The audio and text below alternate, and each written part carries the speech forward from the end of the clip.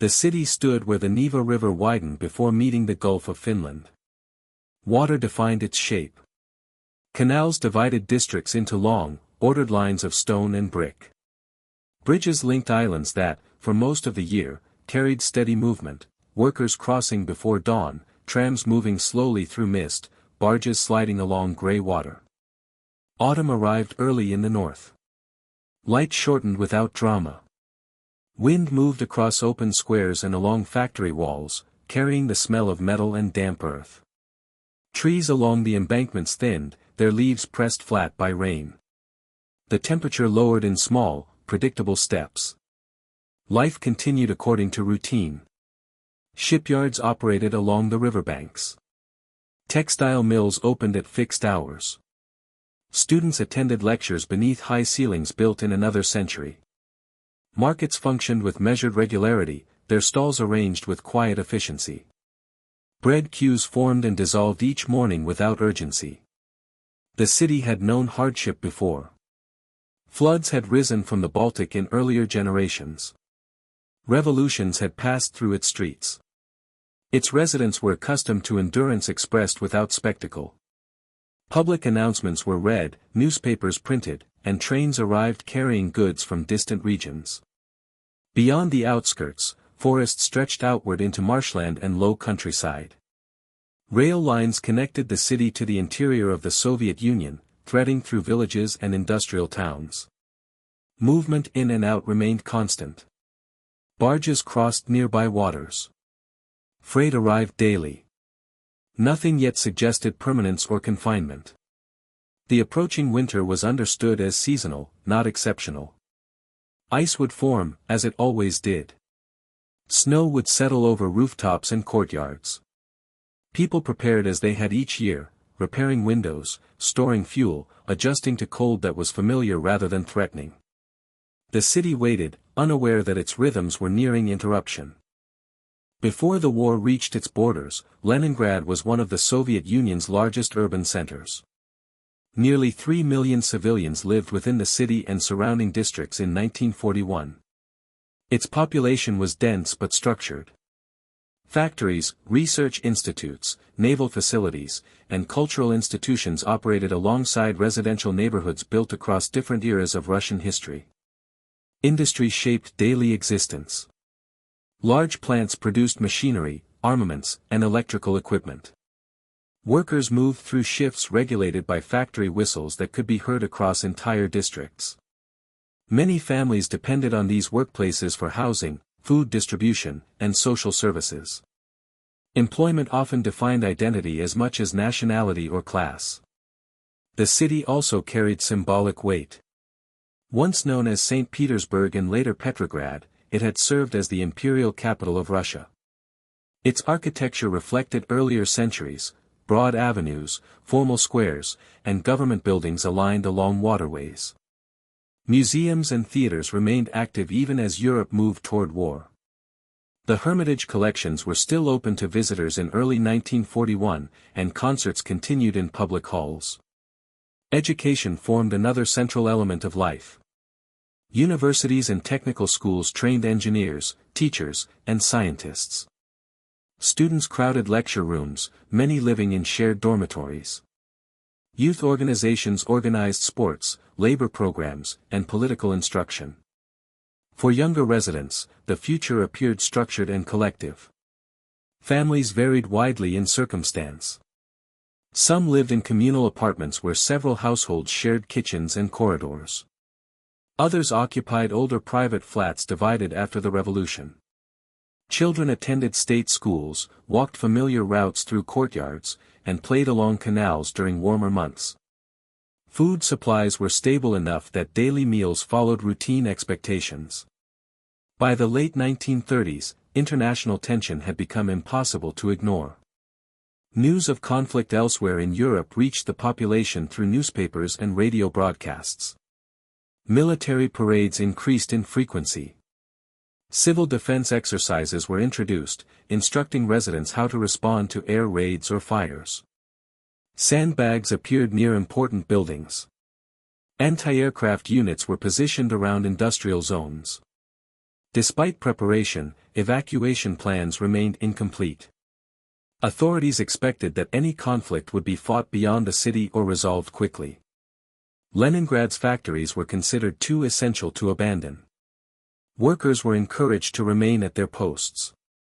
Many civilians believed their distance from Central Europe provided a degree of protection. When Germany invaded the Soviet Union in June 1941, mobilization began immediately. Men of military age were drafted in large numbers. Volunteer militias formed from workers, students, and older citizens.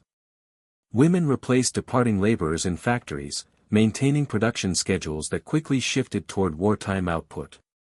Trains leaving the city carried some children and industrial equipment eastward during the early weeks. Yet the scale of the population made full evacuation impossible. Millions remained. Parents often hesitated to separate families without certainty about where trains would lead. Some expected the front line to stabilize far away. Summer passed under increasing tension but continued activity.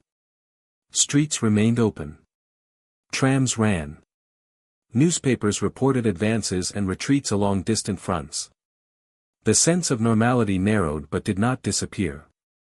Few residents imagined that the city itself would soon become the front line, or that remaining in place would mean enduring isolation measured not in weeks, but in years. During August 1941, the war moved steadily closer. German Army Group North advanced through the Baltic region while Finnish forces approached from the north. Rail connections carrying supplies into Leningrad began to fail one by one as surrounding territories fell under enemy control. Reports arriving in the city became shorter and more cautious. By early September, artillery fire could be heard from distant outskirts. Smoke appeared along the horizon where industrial settlements had stood. Civilians continued working, but movement grew restricted.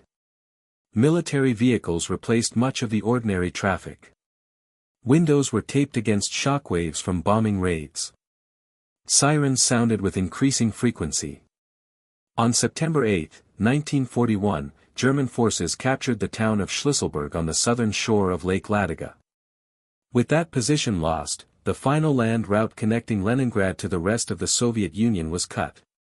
The encirclement was not announced immediately in full detail, but its consequences became visible within days. Freight trains stopped arriving. Warehouses received no new shipments. Fuel deliveries slowed and then ceased. The city was no longer connected by land. Authorities introduced rationing almost at once. Bread cards replaced ordinary purchase. Initial reductions appeared temporary, described as adjustments to wartime supply conditions. Many residents assumed the interruption would last only until counterattacks reopened transport routes. Bombing intensified through September. Fires spread across storage facilities and residential districts. One air raid destroyed large food warehouses, eliminating reserves intended to last through winter. Smoke from the burning supplies lingered over the city for days, carrying a sweet, unfamiliar smell that residents later remembered with clarity. Evacuation by rail had become impossible for most civilians. Only limited transport remained across Lake Ladoga, and it was insufficient for the population trapped inside. Families recognized gradually that departure was no longer a choice available to them.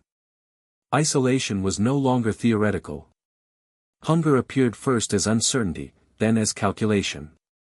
People began measuring meals, dividing bread carefully, saving crumbs. The realization formed slowly but firmly: the city would have to survive using only what remained within its boundaries. The first months of the blockade forced the city to reorganize itself around scarcity. Survival became administrative before it became personal.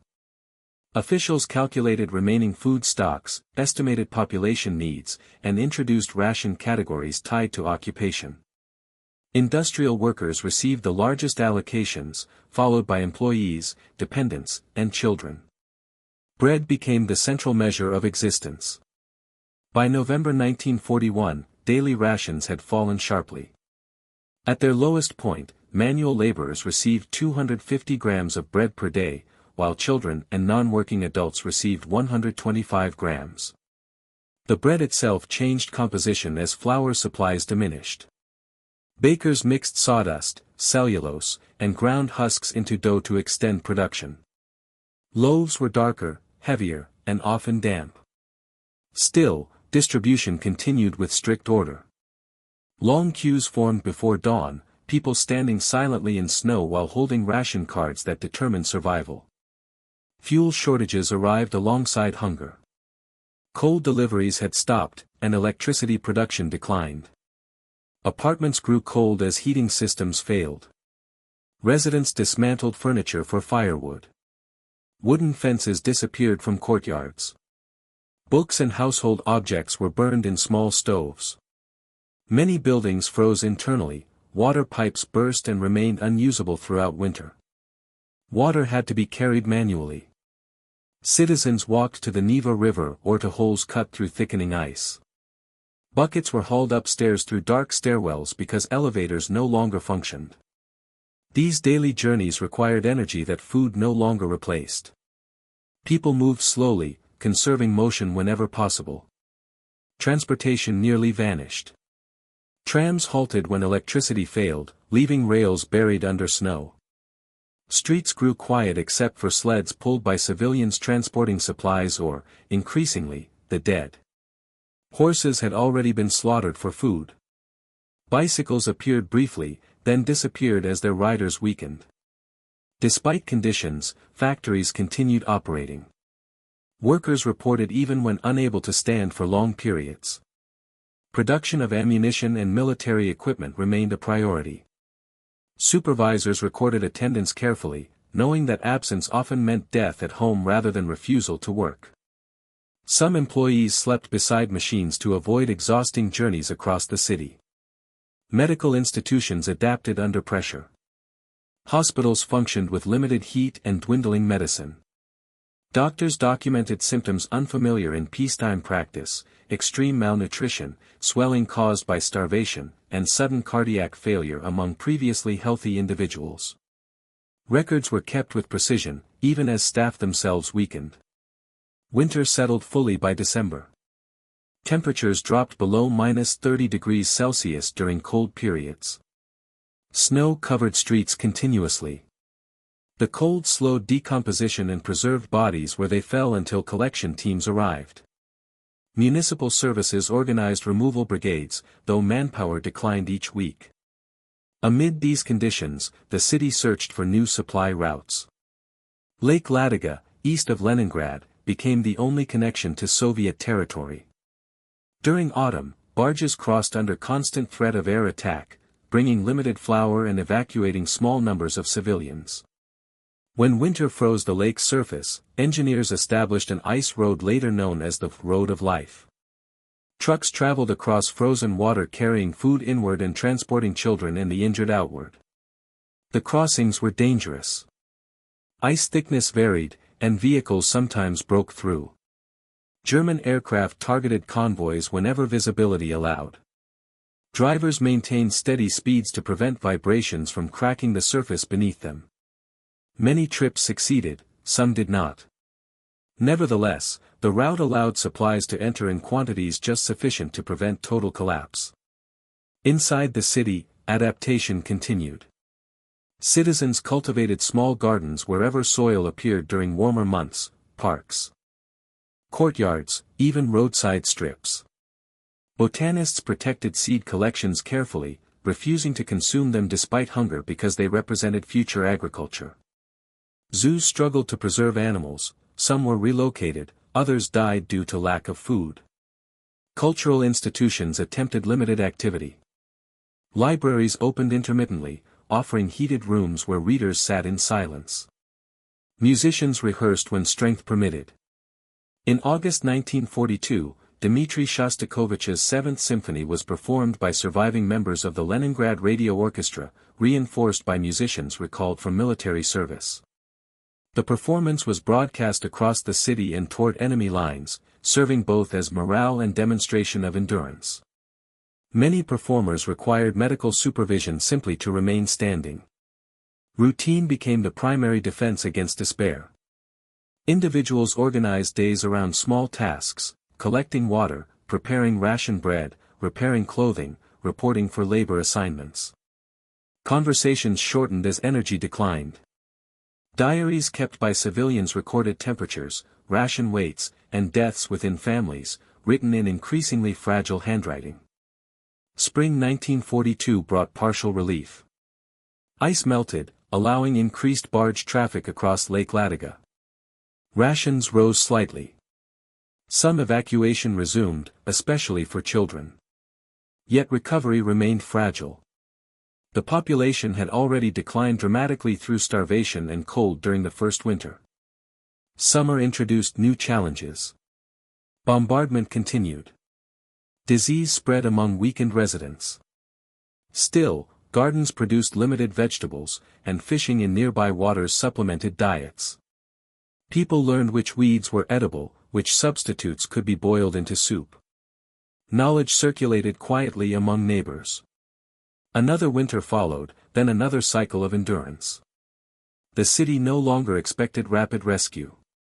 Survival became measured day by day, sustained by administration, labor, and the collective refusal to abandon routine even when strength nearly disappeared. The winter of 1941 to 1942 remained the most destructive period of the blockade.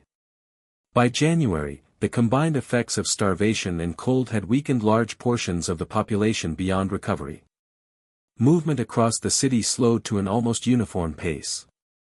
People stopped speaking during queues, conserving breath and energy. Faces became thin and expressionless, shaped more by physical decline than emotion. Starvation altered the body gradually. Weight loss appeared first, followed by swelling in the legs and face caused by severe malnutrition. Muscles weakened until ordinary actions, climbing stairs, carrying water, standing in line, required prolonged effort. Many collapsed outdoors and were unable to rise. Death often came quietly, without struggle. Municipal records struggled to keep pace with mortality. Collection teams moved through districts with sleds, gathering bodies from apartments and streets. Cemeteries expanded rapidly, most notably at Piskaryovskoye Memorial Cemetery, where mass graves were dug through frozen ground using explosives and manual labor. Burials occurred without ceremony. Names were recorded when possible, many remained unidentified. Families experienced loss within confined living spaces. Heating had failed in most buildings, forcing residents to remain in bed for warmth. When one member died, surviving relatives sometimes lacked the strength to report it immediately. Diaries from the period describe days passing before removal teams arrived. Silence within apartments became common. Food shortages reached their lowest point during these months. The minimal bread ration provided insufficient calories for sustained life. People consumed glue, leather, and any organic material that could be softened by boiling. Cases of cannibalism were documented by authorities and prosecuted, though they represented a small fraction of deaths compared to starvation itself. Official reports acknowledged the phenomenon without public discussion. Institutions also approached collapse. Factories reduced output as workers fainted beside machinery. Schools closed entirely. Hospitals filled beyond capacity, lacking both medicine and staff strong enough to provide care. Physicians continued recording symptoms and deaths, maintaining documentation even when treatment was impossible. Psychological strain deepened but rarely appeared outwardly dramatic. Energy conservation limited visible reaction. Residents described a narrowing of attention toward immediate tasks, obtaining bread, finding fuel, surviving the night. Time lost clear structure. Days blended into one another, marked only by ration distribution or changes in weather. By February 1942, death rates reached their peak. Tens of thousands died each month. Streets once crowded with movement stood largely empty. Snow covered abandoned vehicles and frozen tramlines. The city's soundscape changed, industrial noise faded, replaced by wind and distant artillery. Gradually, conditions shifted. Increased deliveries across Lake Ladoga allowed slight ration increases in late winter. Warmer temperatures reduced exposure deaths. Those who had survived the worst months began to regain limited strength, though recovery remained slow and uncertain. The population of Leningrad had been permanently reduced. Entire families disappeared. Workplaces operated with only fractions of their former staff. Survival no longer meant returning to previous life but continuing within a city transformed by loss. Through 1942 and 1943, military pressure around Leningrad slowly changed the balance of the siege. Soviet forces launched repeated offensives aimed at breaking the encirclement. Most attempts achieved only limited territorial gains, but they reduced the distance between opposing lines and weakened the blockade's hold. In January 1943, Operation Iskra created a narrow land corridor along the southern shore of Lake Ladoga. The opening measured only a few kilometers wide, yet it allowed the construction of a railway connection linking the city once again to the Soviet interior. Supplies began arriving more regularly than at any time since the encirclement began. Food deliveries increased, and fuel shipments restored partial electricity and heating to essential services. Conditions improved gradually rather than suddenly. Rations rose in measured increments. Public transportation resumed on limited routes. Factories regained a portion of their workforce as survivors recovered enough strength to return. Evacuation continued for civilians whose health had been permanently damaged by starvation. Artillery bombardment, however, did not end immediately. Shelling remained a daily presence throughout much of 1943. Buildings continued to suffer damage, and casualties persisted even as supply conditions stabilized. The city existed in a state between siege and liberation. On January 27, 1944, Soviet forces fully lifted the blockade after coordinated offensives pushed German positions away from the city. For the first time in nearly 2.5 years, Leningrad was no longer surrounded. Official announcements marked the event with artillery salutes, yet the response among civilians was restrained. Many lacked the physical strength for public celebration. Others had lost too much to express relief openly. Transportation routes reopened. Regular trains entered the city again. Markets slowly reappeared, though shortages remained widespread. Reconstruction began almost immediately, focused first on restoring housing, utilities, and industrial production. The siege had lasted 872 days.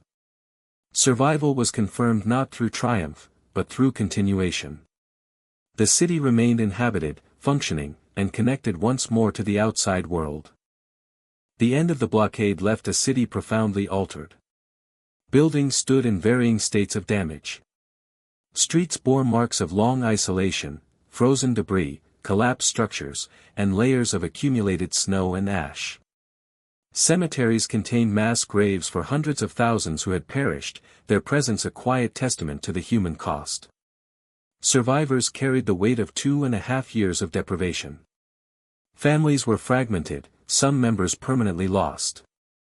Children who had endured the harshest years grew thin and small for their age. Adults bore scars, both physical and psychological, from sustained starvation and cold. Memory and documentation became central to the city's identity after liberation. Diaries, hospital records, and administrative logs preserved the precise chronology of survival, providing the historical record for which later generations would rely. Industries restarted, schools reopened, and transportation resumed in earnest. Yet, life proceeded with a measured cadence. The city did not celebrate, nor did it dramatize survival. Instead, it continued, quietly, reconstructing infrastructure and social organization over years rather than months. Public focus remained on endurance rather than triumph. Historians later noted the significance of Leningrad's civilian population surviving 872 days under siege. The endurance demonstrated the capacity for human adaptation to extreme scarcity, for organizational discipline to extend survival, and for communities to maintain function under conditions that would typically result in complete collapse. Food, water, labor, and communication systems, however minimal, enabled continuity against nearly overwhelming odds. The Neva flowed unchanged. Canals remained lined with stone. Bridges continued to connect the city's islands. Life had returned in form, if not fully in content. Memory and survival persisted alongside daily routine, leaving an enduring record of human endurance during one of the most prolonged sieges in modern history. The city remained, and so did those who had endured it, in quiet observation of what had been lost and what had been preserved. The documentary concludes here, in silence.